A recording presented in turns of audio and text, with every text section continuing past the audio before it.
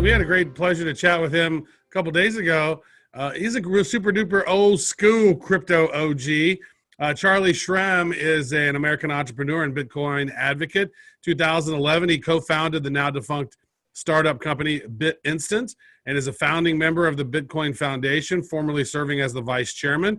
In December of 2014, he was sentenced to 2 years in prison for aiding and abetting the operation of an unlicensed money transmitting business related to Silk Road Marketplace. He was released in June 2016. In 2017, he joined Jax as its director of business and community development. Later that year, he founded the crypto advisory group Crypto IQ. He also hosts his own podcast, which Joel and I were on the other day, called Untold Stories. And very good. And here he is, Mr. Charlie Shrem. I'm here. I made it. It's good to be here. To tell the story. I feel like I just spoke to you guys like yesterday.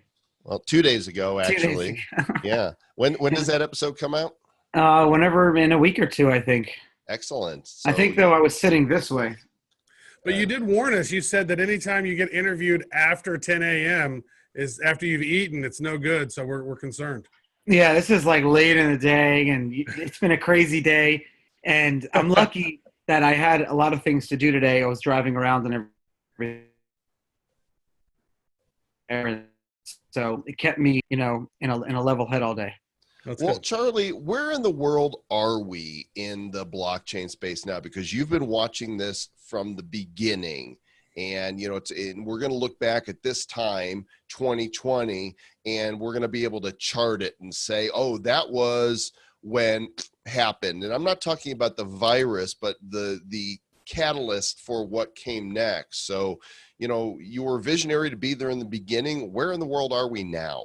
Well, I mean, it's kind of crazy that we have a halving during coronavirus, because it was such a black swan event. And, economists can kind of take black swan events and put them in there and see how they would affect, But to throw that in there with the Bitcoin halving when the supply is being cut in half, if you look at it, all of a sudden you have, I was just thinking about this the other day.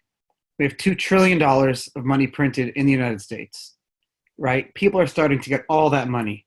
Also, all these people are getting their unemployment benefits probably when they're about to go back to work anyways. And they haven't been needing to spend much money while they're sitting at home for the past, few months. I'm not talking about, below poverty line. I'm talking about like a large segment of people here. And then you have the halving where the selling pressure cuts in half all of a sudden at the end of next week. So you have miners and mining companies. A lot of the miners are amazing people and they mine for the future, but they also have costs and they have to sell. A lot of, individual miners are mining. You have a lot of, so all of a sudden that pressure is cutting in half. And all this money. What do you think is going to happen? Bitcoin's going to go up? It looks like just from the past few days with bullishness, but who knows? I mean, who knows? Just I try to look at where the world is and where it's going to be. It's really hard to predict. I mean, because it's one of the things now that the Federal Reserve and the U.S. government are printing out. We've heard 2 trillion. We've heard as much as 7 trillion. And so when that much money goes into circulation, it would seem to me that the price of Bitcoin should go up. The price of gold should go up. The stock market should go down. It's because it's just so weird. Like we're just putting all this money in. And it's just, what you said is very important, and that's the way you have to look at it. It's not that the price of Bitcoin's going up. It's that the value of Bitcoin relative to the dollar is going up. So the value of the dollar is going down. And the value of Bitcoin is staying the same. And therefore, then the value of Bitcoin has to go up according to the dollar. So it's the people that are holding dollars that are ones that are getting screwed by this scenario. The ones that are holding Bitcoin now have double the purchasing power, assuming the price doubles or whatever. But then the stock market hasn't gone down that much, relatively speaking. They're actually saying that the stock market in April was one of the best months ever. The stock market is a way for the governments to as a metric that they can manipulate to let the people think that everything is okay. It's a very manipulatable.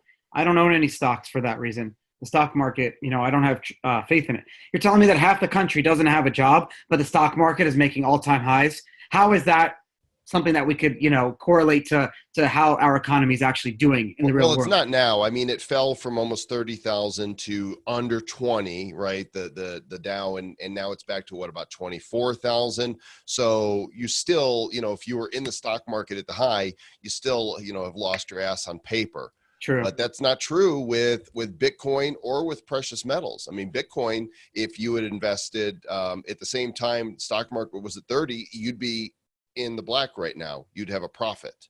Yep. 100%. But Charlie, you say you're not in stocks because the market is manipulated. Are you saying there isn't manipulation in the crypto markets? Because, there's this talk about the whales and exchanges and Of how course they there can is. move markets. Of course there is. But let me ask you a question. If someone calls you up that's not in the crypto market, what is the first thing you tell them when they want to get in? It's high risk. It's crazy. It's volatile. One day the thing could be double. One day it could be half. It's crazy. Don't call me. That's what I say to people. With the stock market, if you call up your uncle or your friend or your grandmother and you say, what do you think about the stock market? They're not going to say it's manipulated. They're not going to say, if you call up your investment analysis, your investment advisor, they have to tell you that it's a risky investment. Grandma would be like, oh, I like that Elon Musk fella. Exactly. You should buy some of that Tesla. So Or the she'd difference say, is in Telsa. understanding people getting involved in crypto versus people buying into the stock market. Yeah, it's such a wild. It is, man. It's one of those wild times. So, what are you? So, how are you sort of handling this? I mean, because we know the stock market. You're not dealing with the stock market. Yeah. The price of Bitcoin right now has gone up. It went over 9,000. Now it's down. So. You just sort of as your own on how you handle this. Do you just hodl, or do you pull out some fiat? Do you buy more? Like what is the approach that you normally take in scenarios like this? I did house arrest for a year and a half. And when you do house arrest, you have to, my wife and I had to adjust to, eating at home more often, ordering in more food, not being able to go out, how to work out at home, all the things that everyone's been doing for the past few weeks or few months, depending. Yeah, because I've been on house arrest for the last month and a half. Yeah, same thing. And so we when this first happened, we went into like full house arrest mode. And then, but the anxiety came as well. So we realized that was the wrong attitude to take. You can't look at it as you're being stuck at home. Luckily here in Florida, it's beautiful every day. So you can be out, you can walk around, you walk your dog, you can just be out and about.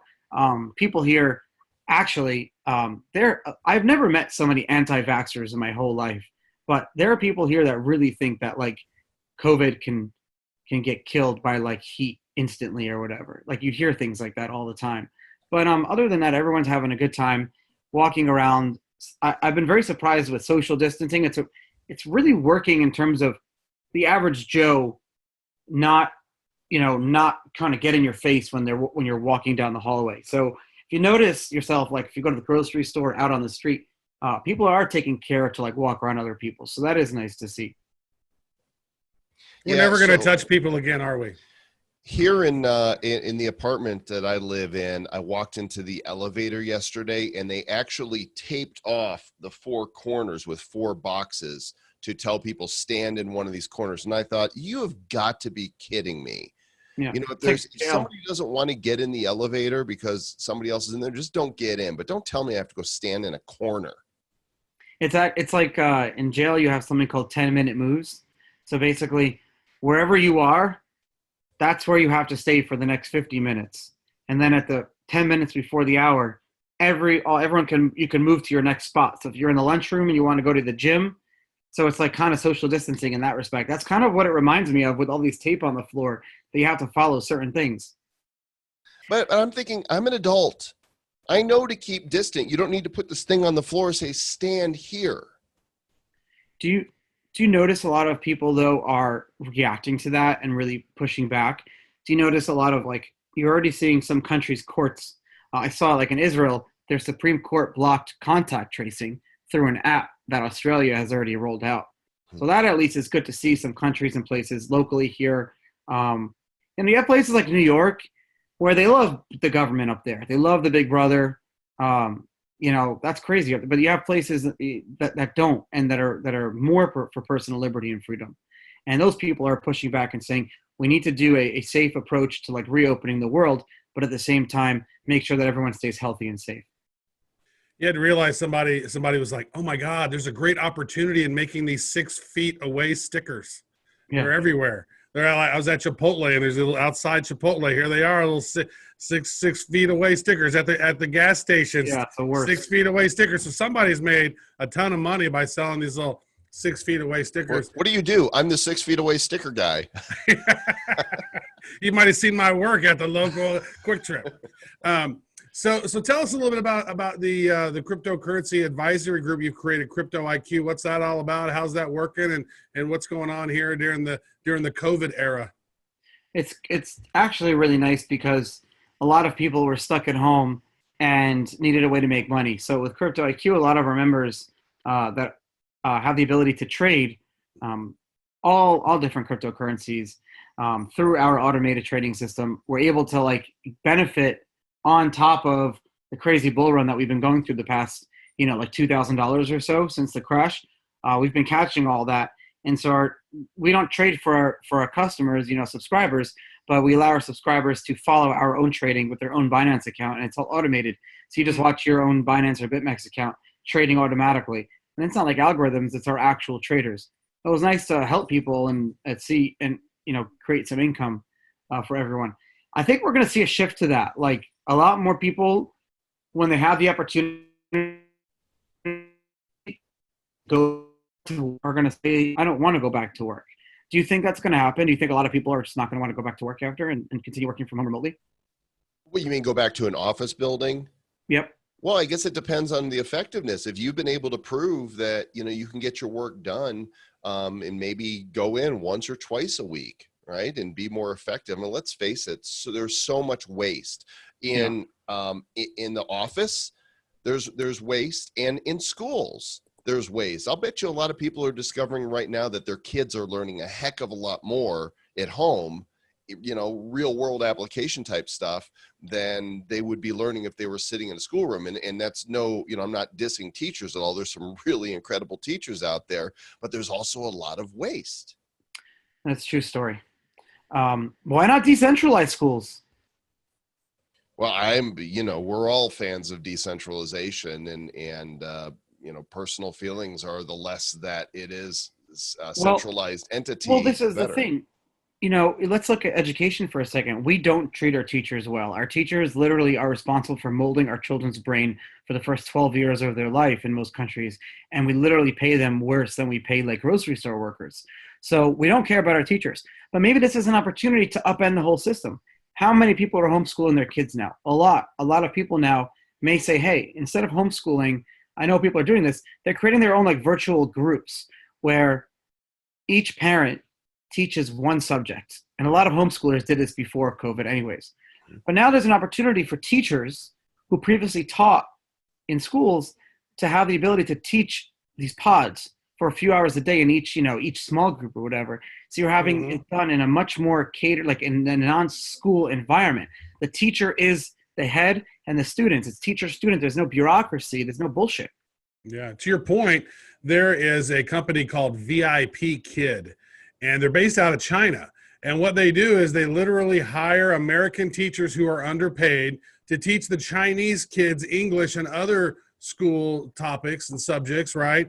And so the Chinese kids are getting an amazing education, whereas American kids are getting a subpar education. And then you have countries like Norway, who their teachers are paid at a premium, and their schooling systems are amazing. In America, we spend so much money on bombs and Department of Defense and Department of War that we don't actually spend enough on Department of Education to teach the future of our country. And so that's just that stuff rolls downhill. That's like a big sort of a long-term problem that we have whenever we have a lot of these other countries completely educating their kids in a much better way, and as we just spend more money on bombs. It's so true. It's so true. And I think this is going to change a lot of that, and we're going to see different people do different things, but, also with politics. But how crypto gets involved, I don't know. Like, Bitcoin and crypto has been a shining light throughout this whole thing. Our community stayed strong. Our currencies had bounced back. Our projects are hiring. Our unemployment rate compared to like how many has been let go is extremely low. The companies that I work with, a lot of them have just paused. And a lot of the CEOs told me, hey, Charlie, like, we already have a low burn. A lot of our staff, because of COVID and because these companies in crypto, the staff, most of the time at least, they actually have a passion and a love for this industry and for like changing the world.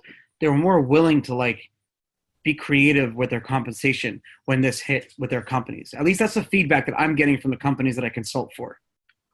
I'm pulling up CoinGecko here. This is total crypto market cap going all the way back to, well, when you were involved in it. I actually predate that chart. You do. That's funny because this goes back to. That's pretty funny. This goes to April 2013 when volume was insignificant.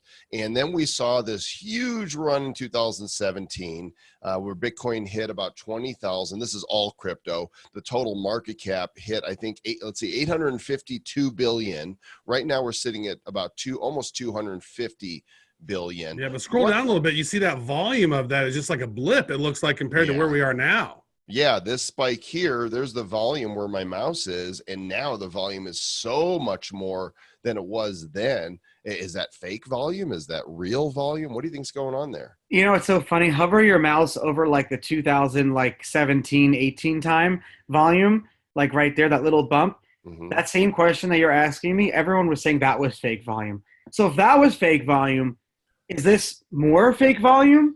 And if that was fake volume, how much of that was actually real? Like, so yes, like there's always going to be fake volume in every manipulated market.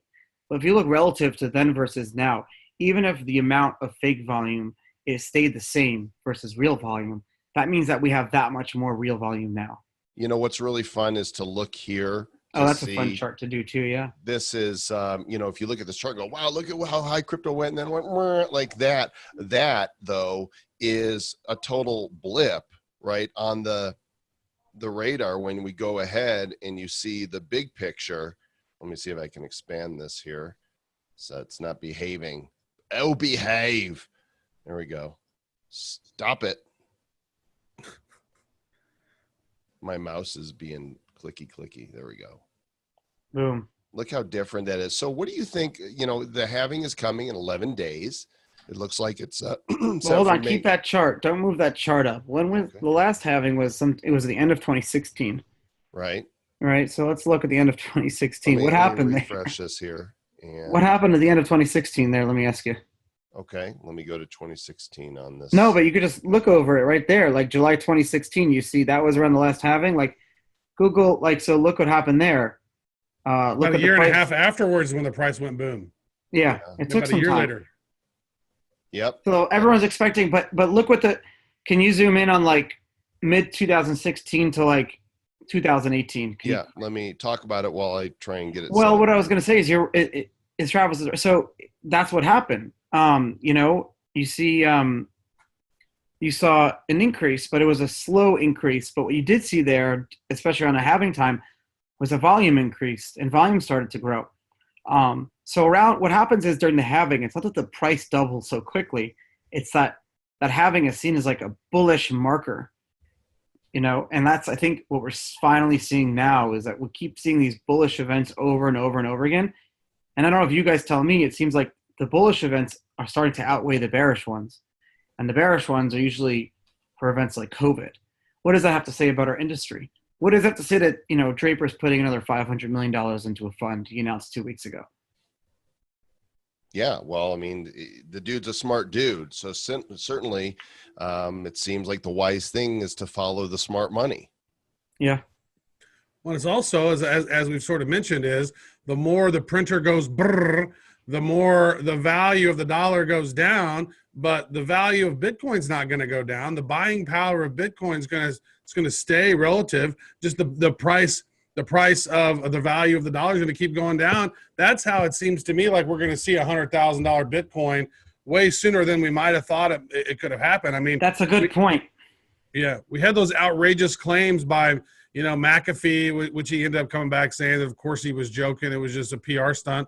But You know, there's some people out there like Draper who've said 250,000 by the end of 2022, early 2023. So it's like that to me seems like it could be very close because man, who knows with this tumultuous nature of the economy right now, and everybody's talking how these bubbles are going to pop. Man, being in crypto seems like it could be a safe haven, even though that it is very volatile. That's a great actually soundbite, and it's something maybe you could tweet after this, but that's we may get to $100,000 per Bitcoin, not solely because Bitcoin's value increased, but that dollar's value decreased. And that's what we're seeing now every time that printer goes burr. Mm-hmm. Every time the printer goes burr. You know, McAfee was talking about eating an unmentionable if it didn't hit 1 million. Bitcoin doesn't hit 1 million by the end of this year. I'm going to have a stack of pancakes. Yeah. That's what I'm going to do. Sounds great. I'm going to have some pancakes with some butter and hot syrup. Now I'm... Do you like the blueberries in it or on it?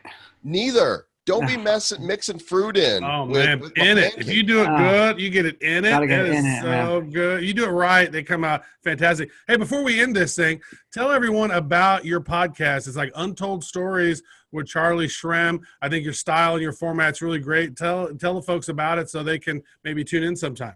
If you love Bad Crypto Podcast, you're definitely going to love Untold Stories because, like I told you guys when I created the show, I said I wanted to create it around the most successful other podcast, which was what you guys do, but while entertaining and educating people. So untoldstories.com, we have a great show.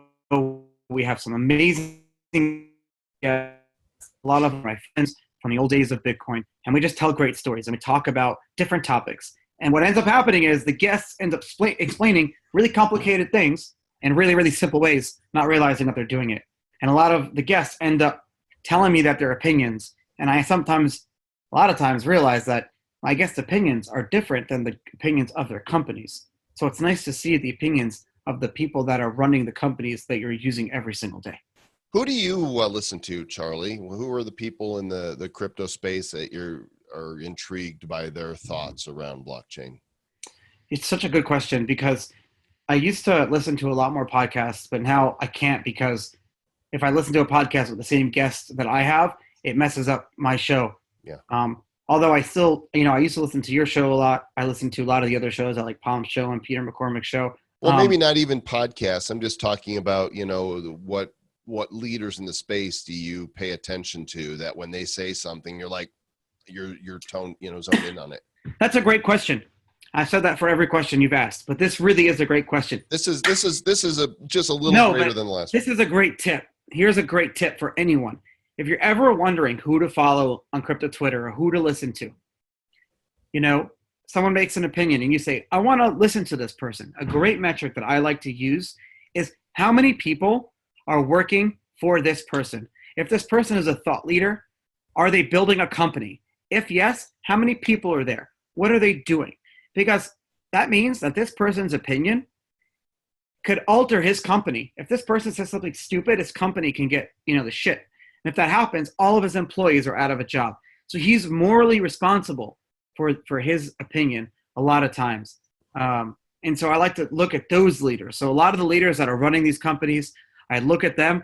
And if you've noticed, a lot of these people, as their companies start to grow, their crazy radical opinions that where they're like personally attacking people start to like level out, and that's nice to see at the same time. I think of Elon Musk, right? Dude just says whatever he wants to say. You know exactly where he stands. Yeah, he's got FU money though. Not everybody has that. The thing is, he has enough money to bail out his company if like he does something stupid. That's the thing. That's the difference. Yeah, I don't know if you heard Samson Williams yesterday here on the conference, but make sure you check out the replay. He's projecting that Jeff Bezos is going to bail out America and become the president in 2024 and the chairman of the Fed. In what way? How would that even work? It's really in depth, and you'll have to go back to where the stream was yesterday and find Samson's. You need to have him on your show. If a bunch of wealthy people together decided to just zero out their balance from the total circulation of dollars, everyone's value of dollars would go up immediately. So that they could bail us out right now. I don't even know that's true because I mean, you take some of those top billionaires, it's not even going to put a dent whenever they're printing $8 trillion. Yeah. I mean, it's not even a dent. I mean, that's the whole thing about it is that the money is just a figment of our imagination. Just because the government says it's worth something, we agree. It's so true. Yeah. Thanks, guys, for having me here. Hey, Charlie, we appreciate it. Charlie Shrem, Untold Stories. Charlie, I know that the journalists at Cointelegraph are waiting for you in the green room to ask you some questions as well. And we'll give Courtney a big hug from us. I will do. Thank you. Awesome. Thank you. See you, love you guys. See you guys later. Mr. Charlie Shrem, the one and only crypto OG. We made no shrimp jokes this time. No shrimp jokes. Gumbo, shrimp, fried shrimp. We didn't make any of those. Well, you just kind of did it.